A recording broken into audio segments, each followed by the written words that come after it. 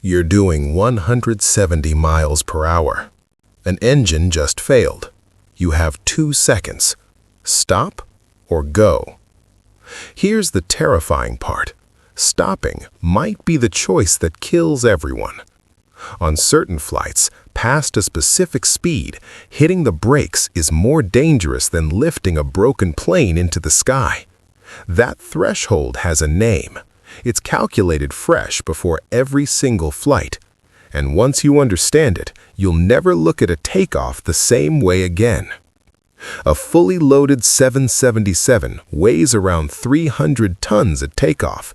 That's roughly 200 family cars stacked together, all of them moving at highway speed, accelerating. The brakes on that aircraft are extraordinary. Carbon discs, hot enough to glow white under maximum effort, capable of stopping that mass from 180 miles per hour. But here's what people miss. They can only do that within a certain distance. The runway is finite. Physics doesn't negotiate. Past a specific speed, on whatever runway length remains, there is simply not enough space to stop. The math closes, and the only survivable option becomes doing the thing that feels insane, keeping going, climbing out, flying away on one engine. This shouldn't work, and yet it does, because of one number. In the early jet era, accident reports showed a disturbing pattern. Pilots were aborting takeoffs and dying, not because they made the wrong call, but because nobody had told them where the line was. A warning light would flash, instinct would kick in, throttles pulled, brakes applied, and then the runway would end. Investigators studied the wreckage. The conclusion wasn't train pilots better, it was something sharper. Stop asking pilots to calculate this in the moment. Calculate it before the flight, when everything is calm. They would find the exact speed at which stopping becomes impossible and make that the rule. Below it, stop if you must. Above it, you fly, no matter what. No hesitation, no renegotiation. They called it V1, and it rewrote the logic of every takeoff. 3 speeds, that's all you need. V1, the decision speed. Before this, stopping is survivable. After this, you commit to flying. VR, rotation speed, when the pilot pulls back and the nose lifts. V2, the minimum safe climb speed even with one engine dead. These numbers aren't fixed. They change with aircraft weight, runway length, temperature, wind, even airport altitude. Every flight gets its own set. But here's the rule that makes the whole system work. V1 is absolute. You don't argue with it in the moment. The decision was already made for you 3 hours ago, on the ground, with full information and zero adrenaline. Picture this. You're the captain. Before the flight, a dispatcher has calculated your V1, factoring in weight, runway, weather, everything. It goes into your briefing. You and the co-pilot repeat it out loud before you roll.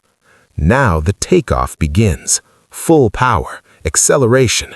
The co-pilot calls speeds like a drumbeat. 80 knots, 100, V1. At that call, the captain's hand moves off the throttle, deliberately, trained. A physical act that says, we're flying now, whatever happens next.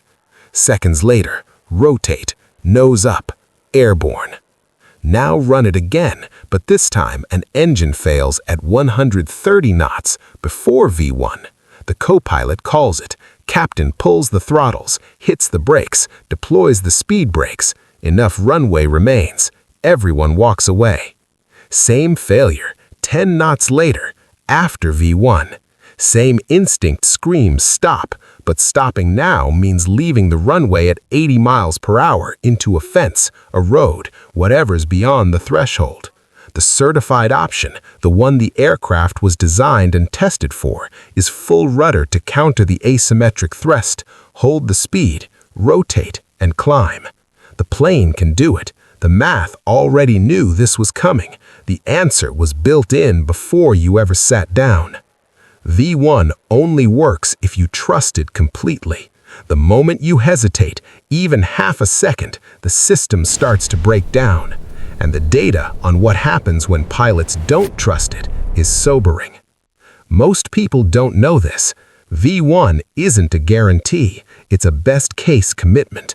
On a wet or icy runway, braking performance drops significantly.